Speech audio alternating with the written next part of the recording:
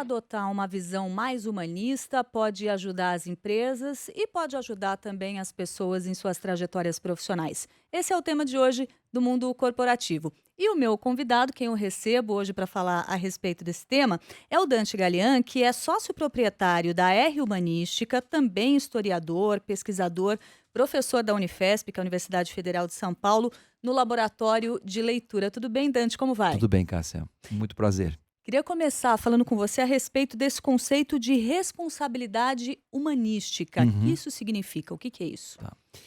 O conceito de responsabilidade humanística, ele surge dentro de uma dinâmica, de tomada de consciência da responsabilidade no mundo corporativo, né. Então, quer dizer, isso já é um fenômeno que vem dentro do desenvolvimento mesmo do mundo empresarial desde o século XIX, na virada do século XIX, século XX, ainda dentro do contexto da Revolução Industrial, quando se começa a perceber que uma empresa, para se desenvolver, ela tem que estar, obviamente, comprometida com a questão da lucratividade, da produtividade, mas também a tomada de consciência dos efeitos que esse desenvolvimento econômico traz do ponto de vista da sociedade. Então, quer dizer, quando você pega já na época da Revolução Industrial e vê como é que as indústrias, né, começam a produzir muita riqueza, começa a concentrar riqueza, mas ao mesmo tempo também começam a ser fatores produtores de pobreza e de miséria, começa a surgir essa problemática da responsabilidade. Quer Uhum. dizer, o que, que adianta a gente reproduzir a riqueza se, por outro lado, também a gente está reproduzindo a pobreza? Então, nasce o conceito de responsabilidade social. Então, assim, não basta só eu ter uma empresa produtiva e lucrativa, mas ela também tem que ser socialmente responsável.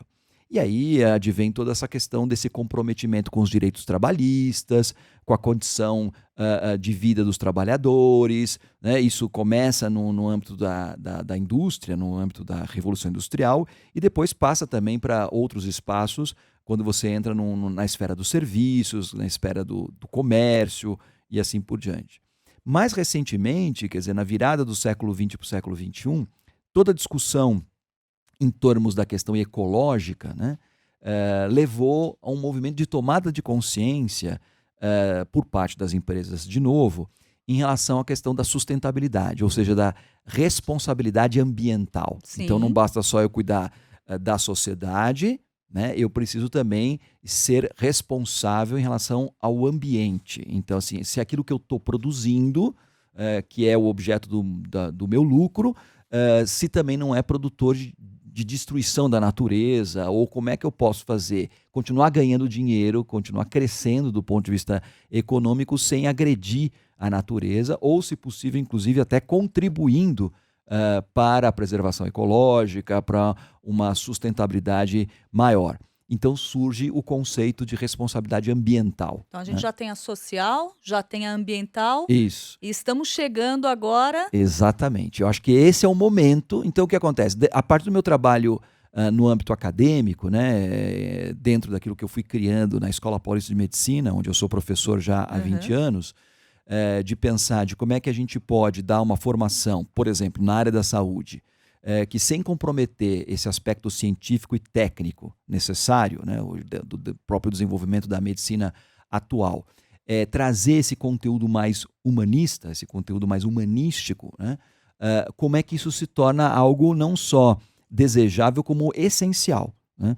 Então foi dentro desse ambiente acadêmico onde eu comecei a desenvolver essa ideia, e quando, a partir das experiências que eu fui fazendo com o laboratório de leitura, que depois a gente vai falar um pouquinho mais, né? Uhum. Mas essa experiência que eu comecei a fazer no laboratório de leitura, eu percebi que isso vinha muito ao encontro daquilo que o mundo corporativo estava precisando e estava demandando.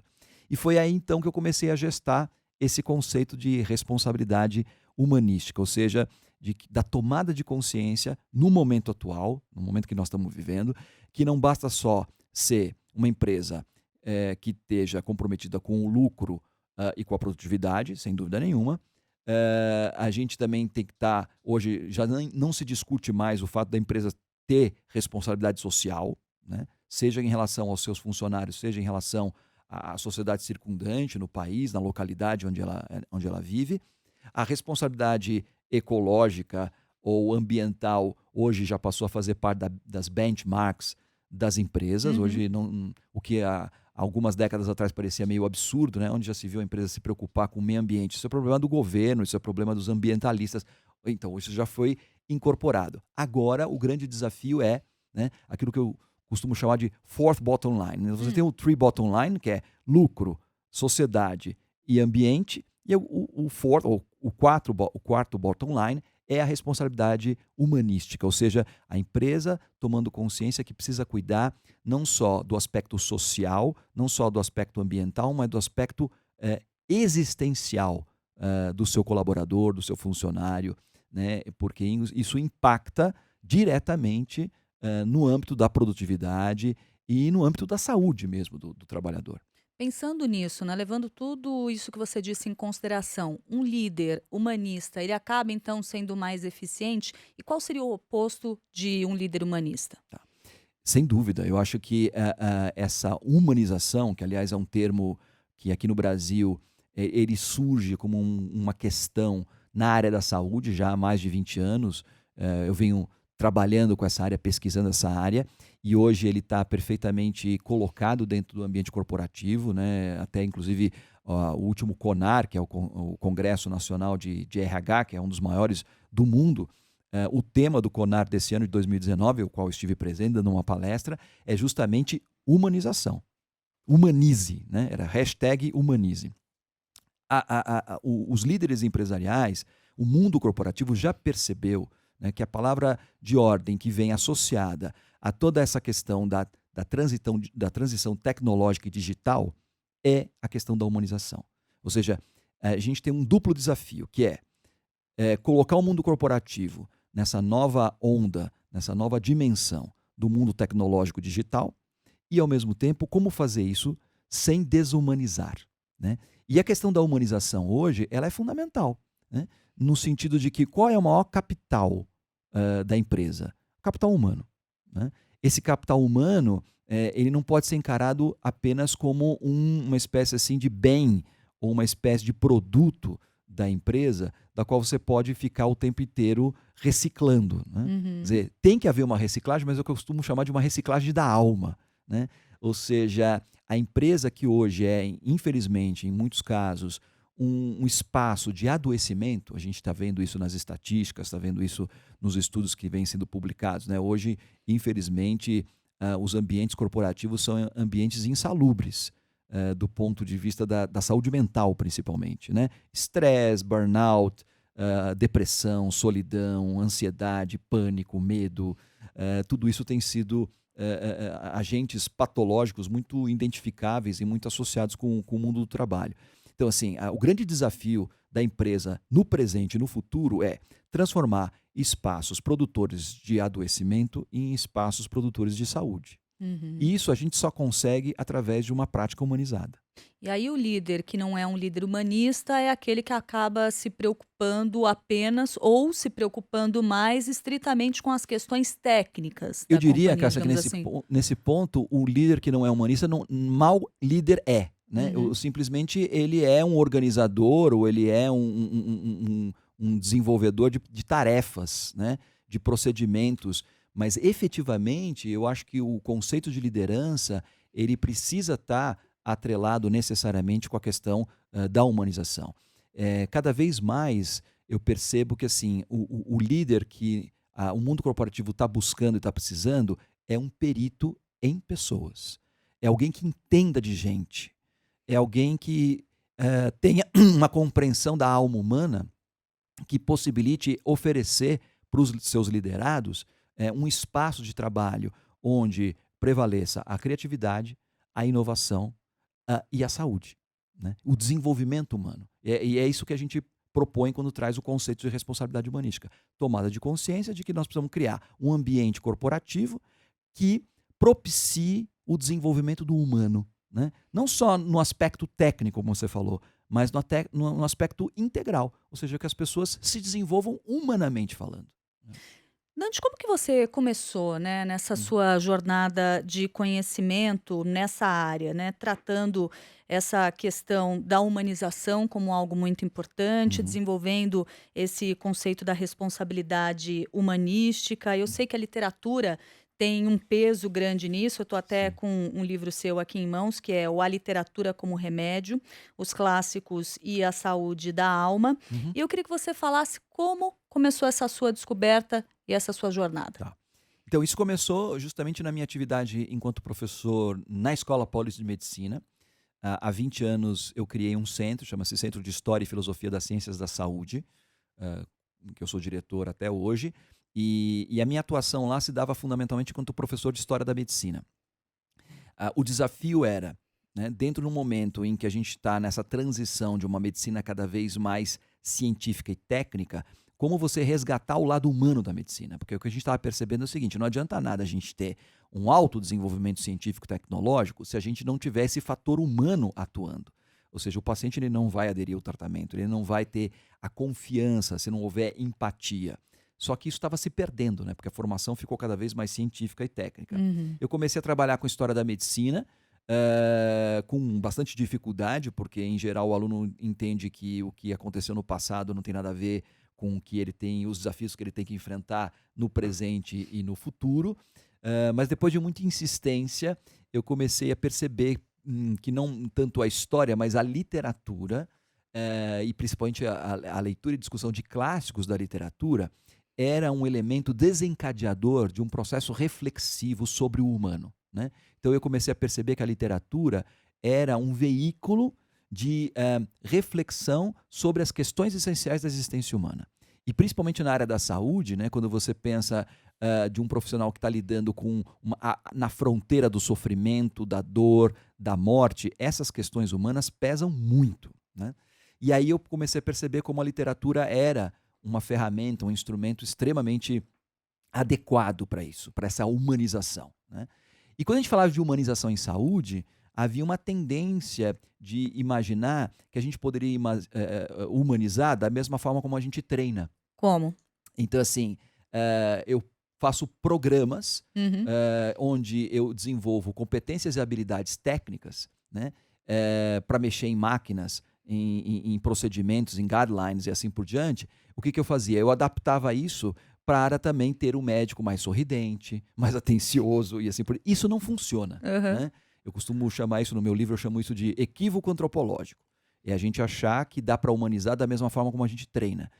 Não dá, porque o treinamento, ele se refere fundamentalmente a uma dimensão do conhecimento humano, da prática humana, que é a dimensão cognitiva. Enquanto que a humanização, ela integra o ser humano como um todo. Senão, não funciona. Então, assim, o ser humano não é só um ser que pensa. É um ser que sente, que pensa e que quer. Ou seja, nós somos dotados de afeto, inteligência e vontade.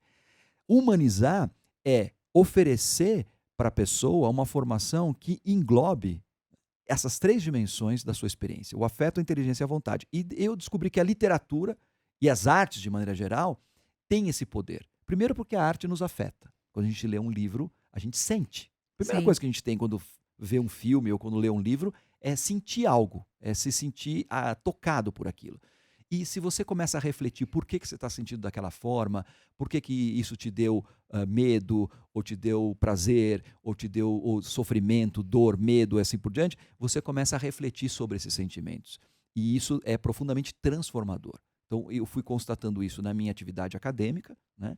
E quando eu percebi o poder humanizador que a literatura tinha trabalhado nessa metodologia que a gente começou a desenvolver, eu comecei a levar isso para o mundo corporativo. Quer dizer, comecei primeiro através de uma atividade social. Hoje eu tenho um espaço, chama-se Casa Arca, que fica em Moema, onde a gente abre espaço para vários grupos de laboratório de leitura, gente, enfim, das mais variadas formações, idades e tal. E comecei a perceber também que havia uma demanda no mundo corporativo. Uhum. Foi aí que, associada à ideia da responsabilidade humanística, a gente pensou assim: no laboratório de leitura como um instrumento para promover a responsabilidade humanística dentro do espaço corporativo. Queria te ouvir um pouco a respeito da diferença, né, da gente usar a literatura e usar aí no melhor sentido que a palavra pode Isso. ter, né, como Uhum. um instrumento de reflexão. Qual que é a diferença da gente fazer isso? Na experiência individual, então, se eu me dispuser a começar a ler os clássicos da Uhum. literatura, Sim. e o que é diferente quando a gente faz isso de uma maneira coletiva e mediada, né, que é Uhum. o que você faz um pouco. Uhum. Qual é a experiência que essas pessoas podem ter, por exemplo, o que que pode mudar de melhor para a vida delas, ao refletir a respeito do conteúdo de um clássico da literatura com colegas de trabalho? Uhum. A gente sabe que a experiência estética com um clássico da literatura, quando a gente permite que isso aconteça, e é cada vez mais raro o tempo e a disponibilidade para que isso aconteça, né? Então, nesse sentido, acho que o laboratório de leitura tem esse aspecto de permitir com que isso aconteça. Né? Num mundo em que a gente está cada vez mais pendurado no nosso smartphone, Uhum. abrir espaço e tempo para que a gente leia um livro, por mais que a gente queira e por mais que a gente reconheça, vai ficando uma coisa cada vez mais difícil. Quando você cria o compromisso, né, de ter um lugar onde você vai se encontrar uma vez por semana para falar sobre esse livro, então você se impõe essa tarefa. Esse é o primeiro aspecto. Em segundo lugar, né, quando você permite que essa experiência aconteça, ela sem dúvida nenhuma ela é muito impactante e muito transformadora. Mas tudo na vida que a gente faz bem acompanhado tem um efeito muito mais profundo, muito mais amplo do que quando a gente faz sozinho, né? E é isso que o laboratório de leitura me acabou me mostrando, né? Ler um livro sozinho já é muito bom.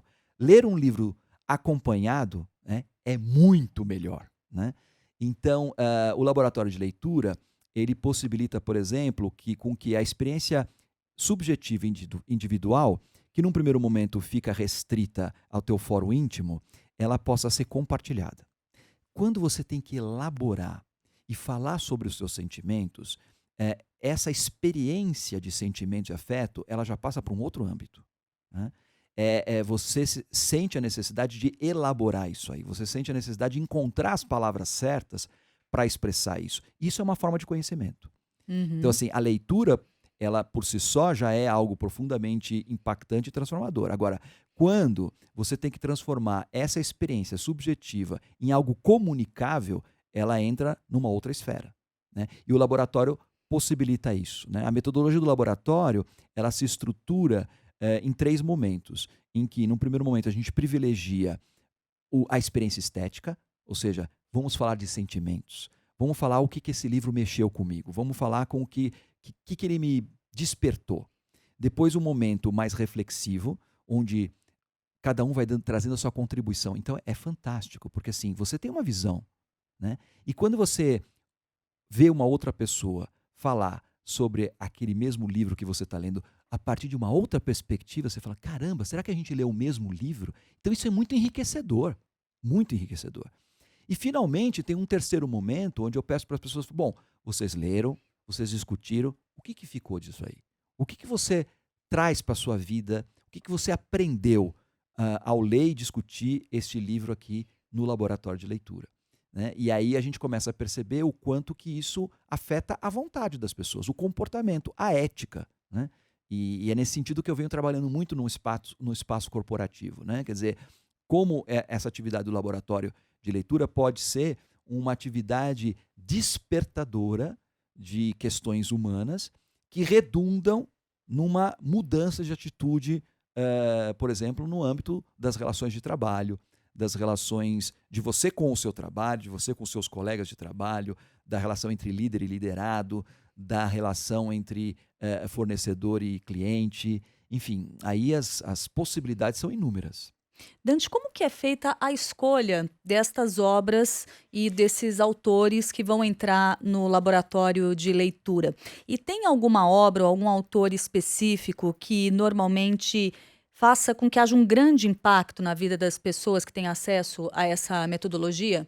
Eu costumo brincar no mundo corporativo, né, quando eu estou conversando com as lideranças e com as pessoas que vão despertando para essa importância da responsabilidade humanística e do laboratório de leitura, Obviamente chegam as demandas. Uhum. Né? Então, às vezes, a demanda é alguma coisa ligada mais a team building, às vezes é uma demanda mais ligada à tomada de consciência, às vezes é uma questão mais voltada para a questão de inovação, criatividade. E eu costumo brincar e falar assim, me fala um tema que eu te falo um livro. Aham. Então, assim, como a gente já tem acumulado ao longo desses... A tentação de fazer isso ao vivo com você agora, hein? Posso falar um tema que você me fala um Pode, livro? claro. Inovação. Inovação, O Retrato de Dorian Gray. Que ótimo. Muito bom. Então, assim, tomada de decisão, por exemplo, Aham. Hamlet, né? Que é um cara indeciso. É. Ser ou não ser? Eis a questão. Então, assim, a gente vai oferecendo para as empresas, né, soluções do ponto de vista criativo, do ponto de vista reflexivo, a partir do imenso patrimônio que a gente foi acumulando ao longo de séculos de história da literatura. As pessoas até me questionam e falam assim, mas Dante, só serve literatura clássica? É óbvio que não, serve qualquer tipo de literatura. Por que eu insisto nos clássicos? Isso é uma coisa que eu explico também no meu livro. Ah. É que clássico não é clássico por acaso. Alguma coisa fez com que esses livros, escritos, alguns deles há séculos de distância de nós, né, permanecessem. Eles têm alguma coisa de permanente e alguma coisa de universal. Eu brinco dizendo até um pouco com o título do livro, que é a literatura como remédio, é que os clássicos têm um poder ativo, né? Um princípio ativo mais Uhum. poderoso, podemos dizer assim. E a minha experiência mostrou isso. Quando a gente trabalha com Shakespeare, quando a gente trabalha com Machado de Assis, quando a gente trabalha com Guimarães Rosa, quando a gente trabalha com Dostoiévski, Tolstói, a gente consegue um efeito maior, né? Do ponto de vista do desencadeamento estético reflexivo, o efeito disso na vida das pessoas é muito mais profundo e muito mais permanente. Então, por exemplo, um livro como A Morte de Ivan Ilitch, que é um livrinho pequeno, de poucas páginas, do Tolstói, escrito há quase 150 anos atrás, é um livro genial para se discutir sentido e propósito de vida. Ivan Ilitch é um cara que se dedica única e exclusivamente à sua carreira, ao seu trabalho, esquece da família, e aí quando ele chega no auge da carreira ele adoece. E quando ele adoece, ele se vê absolutamente sozinho, porque ele não foi ao longo da vida cultivando relações, né, afetos, ele cultivou network. E quando você está doente, teu network não serve para nada, a não ser que tenha algum médico que te receba em tal e qual hospital, mas do ponto de vista afetivo, Sim. então esse livro tem um impacto gigantesco. Várias e várias pessoas do mundo corporativo, inclusive de grandes instituições financeiras, em altos cargos, falaram assim, olha, Dante, esse livro, trabalhado no laboratório de leitura, mudou a minha vida. Né? Tem pessoas que me encontram na rua e não me chamam de Dante, me chamam de Ivan, por causa do livro do Ivan personagem do Ilitch. livro. E fala assim, Dante, se não fosse esse livro, né, eu estaria repetindo a história do Ivan Ilitch. Né? Eu acho que o grande mérito da literatura, principalmente da literatura trágica, é justamente que os heróis, Ivan Ilitch, Hamlet, Macbeth, eles morrem, eles se dão mal para que a gente se dê bem. Que ótimo isso. Nós estamos recebendo, inclusive, um retorno aqui, Dante, de pessoas que estão lá no nosso Facebook, o facebook.com/Rádio CBN, estão acompanhando essa entrevista Uhum. e falando que, de alguma maneira, já tiveram contato com o seu trabalho. É o caso aqui da Andréa Souza Lima. Ela fez um workshop com você na Casa Arca. Uhum. Te parabeniza aqui. Nós estamos também fazendo a transmissão pelo Twitter, lá no @CBN Oficial. Depois de você ter lançado A Literatura como Remédio, os clássicos e a saúde da alma, eu sei que você está para lançar um novo título. Que livro vai ser esse? Então, é um livro sobre a responsabilidade humanística. Então, assim, é um livro que eu escrevi junto com o Alexandre Serafim, que eu conheci fazendo o laboratório de leitura. Um dos primeiros lugares que eu apliquei a metodologia do laboratório de leitura, fora da Unifesp, foi a Casa do Saber. Uhum. E lá eu fiz alguns experimentos com o laboratório de leitura que foram muito, muito satisfatórios e muito interessantes.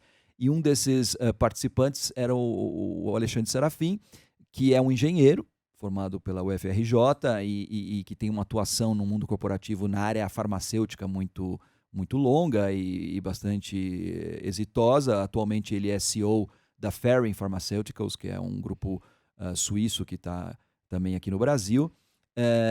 E a gente, ele se interessou muito por essa temática, foi um dos incentivadores que me fez levar o laboratório de leitura para o mundo corporativo e foi também alguém que me ajudou muito nessa elaboração desse conceito de responsabilidade humanística. Nós fizemos um projeto piloto na Natura, que foi a base para toda a reflexão, então podemos dizer assim que a origem desse livro está dos resultados que a gente obteve com o laboratório de leitura na Natura, né? Uhum.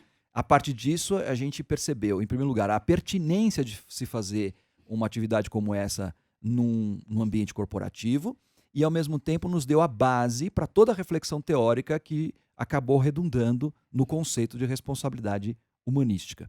Então, nesse livro, a gente faz um histórico, um pouco, obviamente, mais desenvolvido, um pouco desse resumo que eu fiz para você agora, né, de como é que você chega do 3 para o 4 bottom line, né? A importância de se pensar a humanização a partir dessa perspectiva humanística, né?